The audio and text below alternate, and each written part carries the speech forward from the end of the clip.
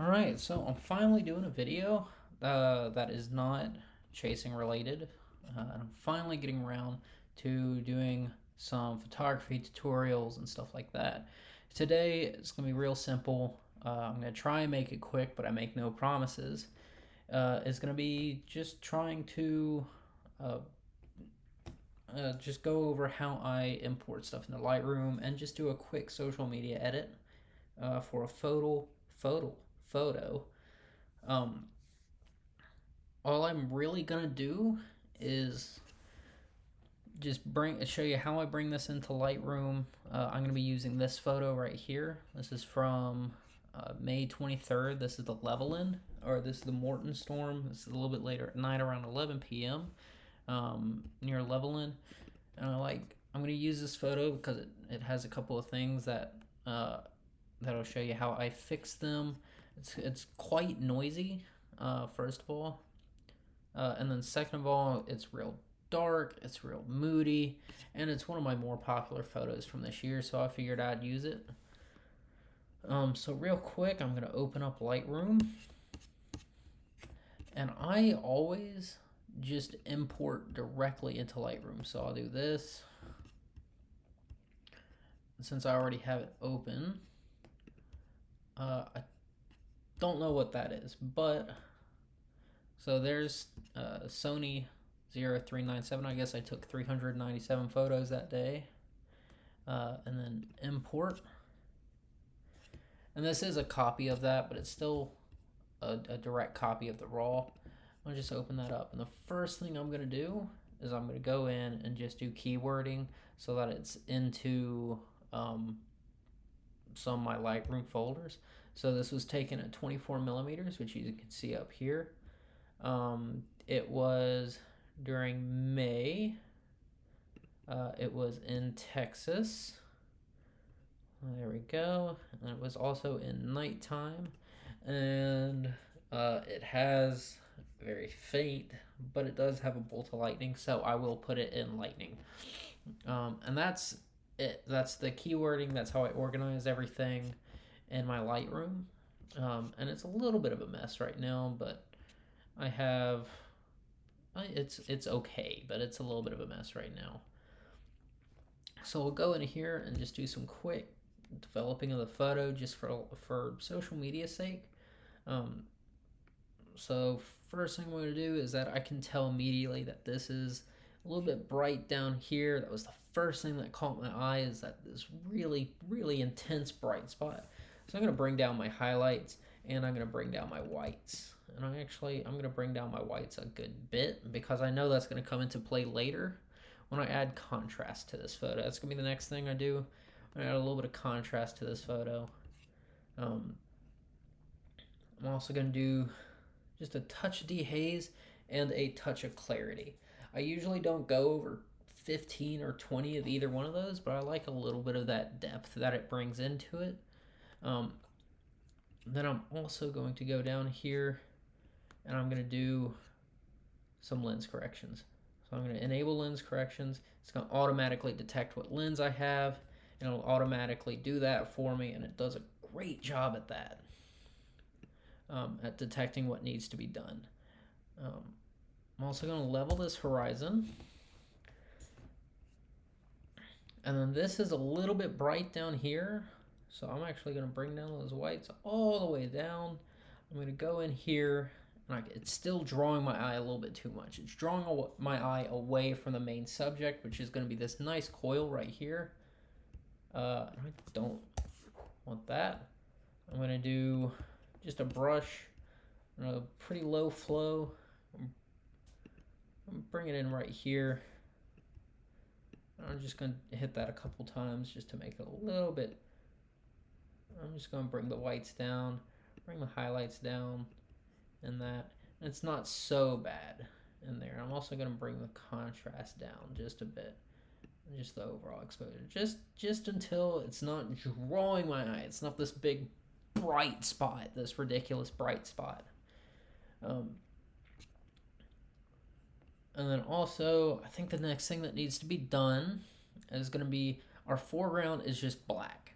Foreground's completely black, but I know it's not completely black because I would be seeing the entire foreground blue right now when I click up here and look at, what is completely black. So I'm going to do a linear gradient on here. I'm just going to bring it from here and I'm going to bring it up a good bit. I like to just match that middle part with the horizon or just a little bit below it. And then I'm going to bring up my shadows just until I can barely see some texture. I just don't like having no texture in my foreground.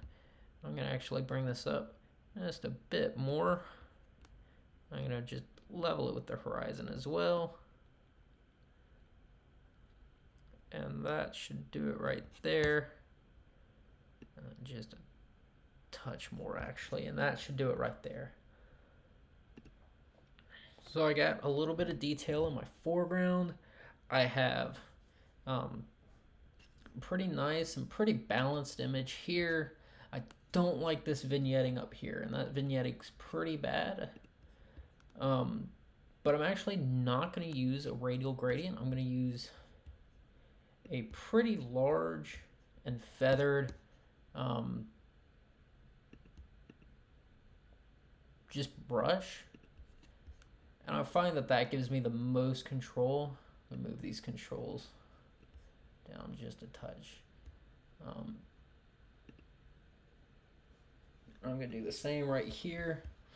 I'm just going to bring exposure up just a touch, bring up the shadows, and that should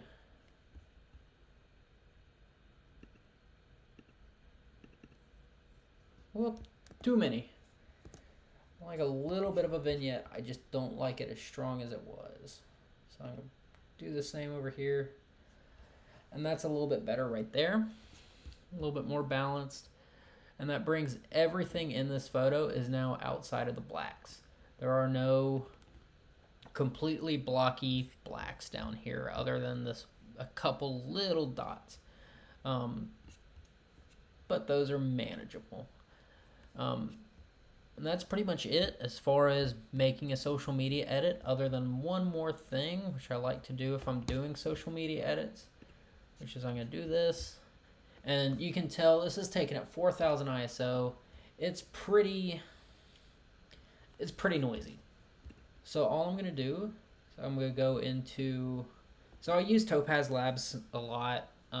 If my original image is subpar in some way, I like Topaz Labs. I like what it does. It generally does a good job, but I'm very picky with it. In this case, I'm just going to let it do its thing. But I'm going to open this up in Topaz Labs and just try and get rid of some of that.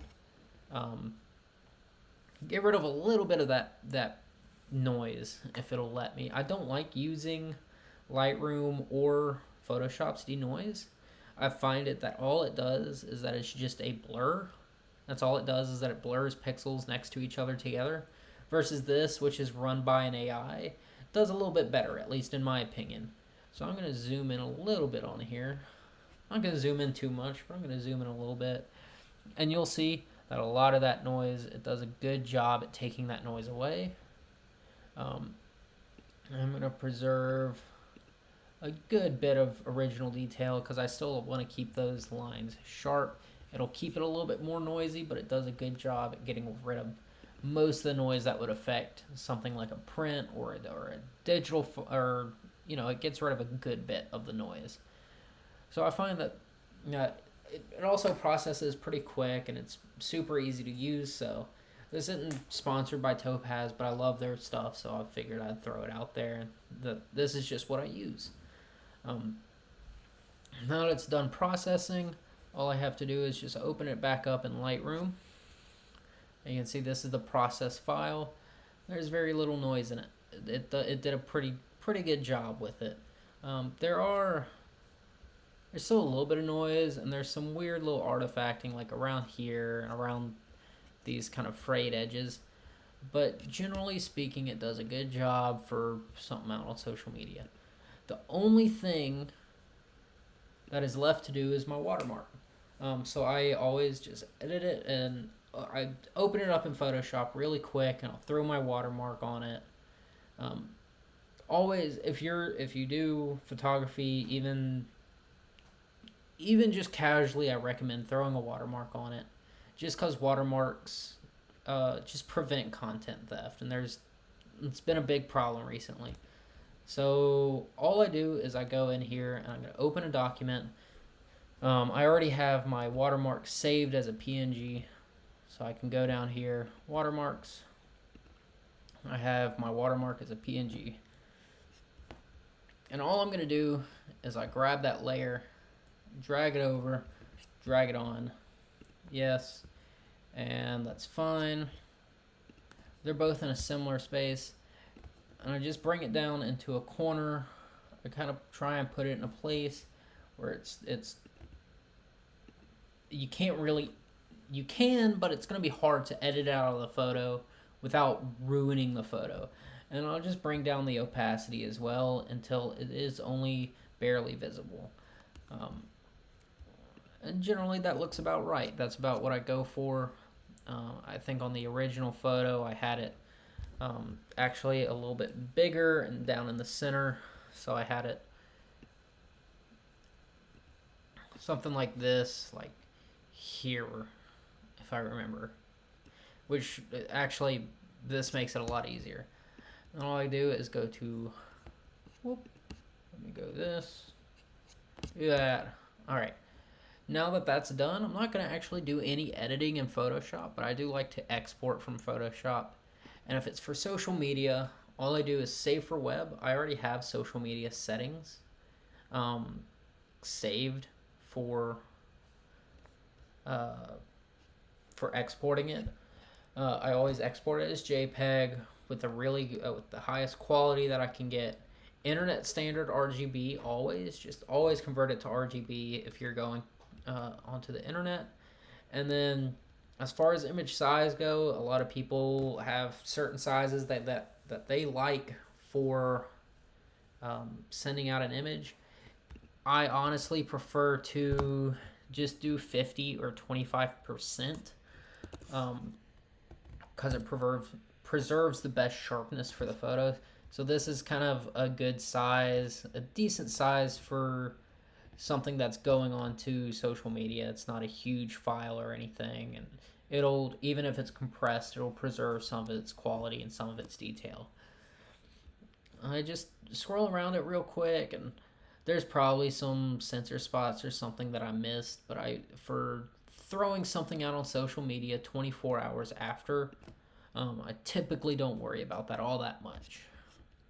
The only thing that's left to do is you got to be careful that you don't get rid of that .jpeg, or you can't open it properly or anything like that. But the way I name my files is going to be the date and then where it was.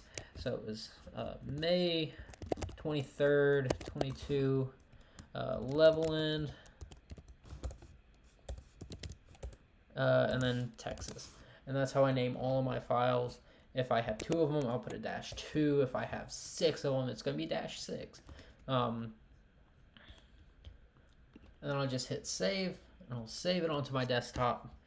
And because I already have this saved, and I already have this to the cloud and everything, I'm not going to save this. But, save it to the cloud, save it to wherever you like to save it to. And that is our file that's ready to go onto Twitter or onto Instagram or anything else that you would like to put it on.